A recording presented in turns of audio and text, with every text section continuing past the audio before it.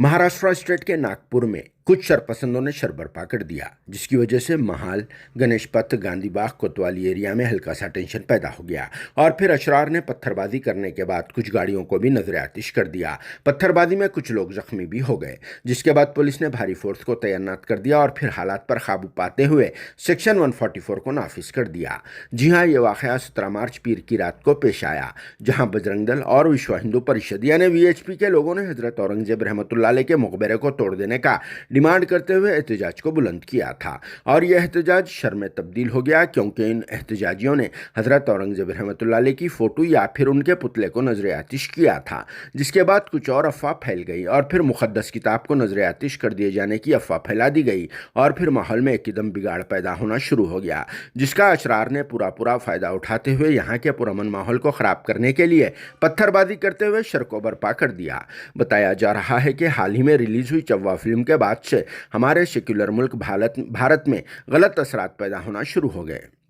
क्योंकि चव्वा फिल्म में मुग़ल बादशाहों की छवि को गलत पेश किया गया, जिसकी वजह से कुछ लोग इसे सच समझते हुए इस तरह की हरकत पर उतर आए। और सबसे ख़ास बात तो ये भी है कि कोई भी फिल्म इंटरटेनमेंट के लिए ही बनाई जाती है और फिल्मों में तो ज़्यादातर फेकम फाक रहती है, मगर फिर भी अंधभक्त और दूसरे भक्त इसे सही समझते हैं और फिल्मी दुनिया का हकीकी दुनिया से दूर दूर तक कोई ताल्लुक़ नहीं होता, मगर फिर भी अंधभक्त ऐसा करके हमारे मुल्क भारत का नाम ख़राब कर रहे हैं। इसीलिए ऐसे फिल्मों को सबसे पहले बैन लगा देना चाहिए, जिस पर आप सबका क्या कहना है कमेंट बॉक्स में ज़रूर जवाब देना और साथ में पुलिस के आला अहदेदार का बयान भी एक बार ज़रूर सुन लेना। Bureau report, RS news, Hyderabad.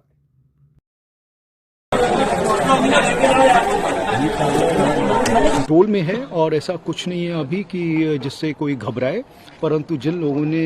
कायदा सुव्यवस्था हाथ में लेने की कोशिश की उनके ऊपर हमारी कार्रवाई हुई है और हो रही है। जो लोग इसमें इन्वॉल्व हैं उनकी फोटोग्राफ्स हैं, वीडियोस हैं और उसके अलावा जो हमारा कमांड कंट्रोल सेंटर है उसमें भी हम लोग वॉच रखे हुए हैं, कौन कौन इसमें दिख रहे हैं, तो उनके ऊपर सबके ऊपर कार्रवाई चल रही है। किस तरीके से पूरा माहौल तैयार हुआ, क्योंकि शाम को शांतता थी पूरे इलाके में, क्या हुआ? यही जैसे मैंने आपको बताया कि जब कुछ लोग जमा हुए, इसमें आमने सामने आए, उन्होंने की कोई कार्रवाई नहीं हुई है क्योंकि अरेस्ट उस समय चल ही रहा था, तो उसका कुछ लोगों ने गैर फायदा या अफवाह फैलाने की कोशिश की और उस अफवाह के उसमें जो है कुछ लोग जो है बह जाते हैं, उस तरह का हुआ, कुछ र्यूमर्स भी फैले और उसकी वजह से लोग जमा हुए और उसके बाद में आमने सामने हुए और पुलिस जो है उस समय पे पहुंच गई थी। कुछ दगड़ फेंक हुआ है और वो अभी परिस्थिति काबू में। कितने कर्मचारी जख्मी हैं और किस तरह? इसमें कहना अभी मुश्किल है। 3-4 लोग जो है, जो मुझे मालूम है 3-4 लोग उसमें इंजर्ड हैं, किरकोल जख्मी है, ऐसा कोई सीरियस नहीं है कि कोई स्टिचेज आए हो या किसी का सर फटा हो, ऐसा कुछ अभी तक नहीं पता चला है।